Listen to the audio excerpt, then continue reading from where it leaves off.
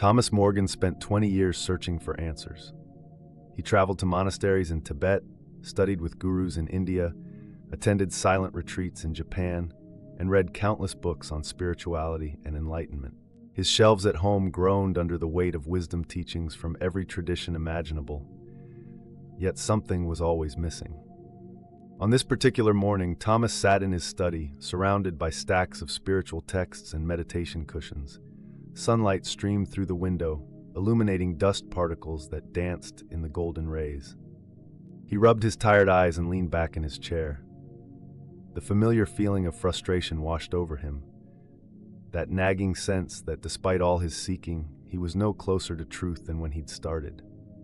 20 years of searching, and what did he have to show for it? A head full of teachings, but a heart still hungry for something more. Thomas stood and walked to the window, watching the world outside. A mother walked by with her child, both laughing at some shared joke. An old man tended to his garden with careful attention. A cat stretched lazily on a nearby wall, completely at peace with itself and its surroundings. None of them seemed to be searching for anything. His gaze drifted to his reflection in the window glass. The face looking back at him had grown older during his quest. Gray sprinkled through his hair, lines etched around his eyes.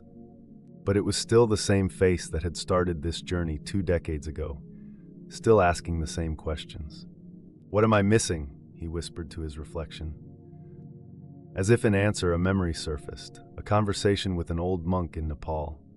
Thomas had been furiously taking notes, trying to capture every word of wisdom, when the monk had gently placed his hand over Thomas's notebook.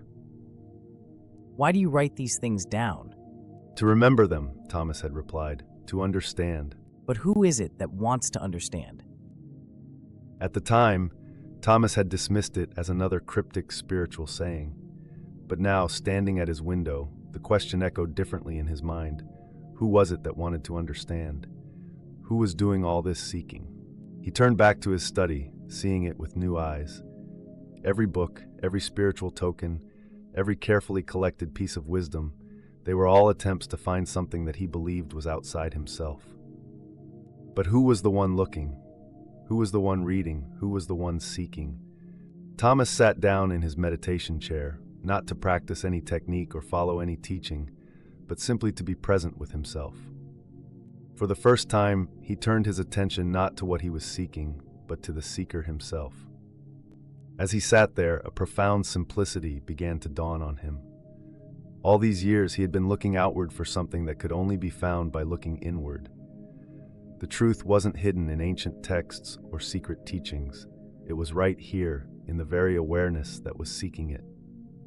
He began to laugh, softly at first, then with increasing joy. The cosmic joke revealed itself.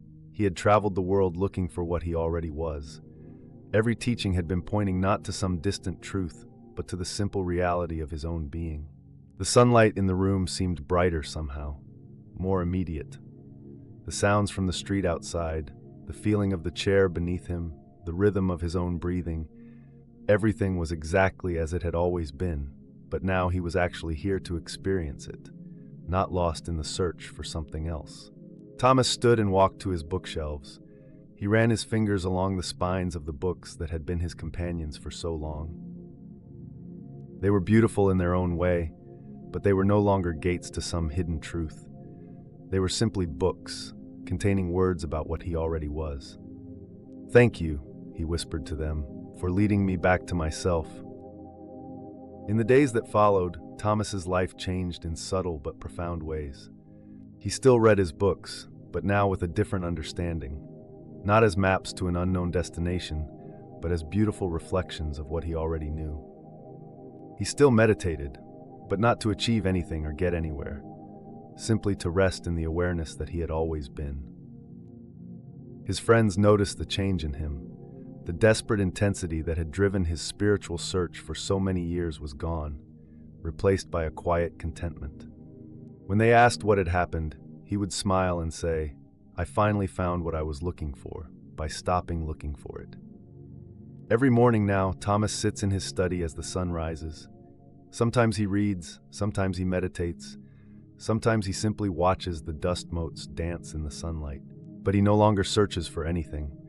Instead, he rests in the simple miracle of being aware, of being present, of being himself. The questions that once tormented him haven't disappeared. They've simply lost their urgency. Who am I? What is truth? What is the meaning of life? These questions still arise, but now he sees them differently. They're not problems to be solved, but mysteries to be lived.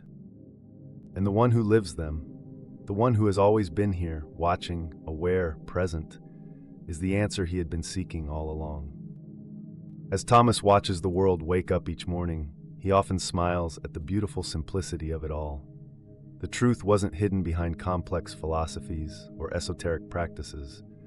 It was right here, in the simple fact of his own existence, in the awareness that reads these words, that seeks understanding, that experiences life in all its forms. The greatest journey of his life had led him right back to where he started, but with new eyes to see what had always been there. All those years of seeking had served their purpose, not by leading him to some grand revelation, but by exhausting his outward search until he had no choice but to look within. Now, when people come to him seeking spiritual guidance, he simply smiles and asks them, "Who is it that's seeking?" And in that question, he offers them the same invitation that life had finally given him, to turn around and discover that what they're looking for is what's looking. In the end, the greatest revelation was that enlightenment was not a destination, but a way of being, a return to the self. And so Thomas lived each day in gratitude, fully present, a living embodiment of the enlightenment he had sought and found within.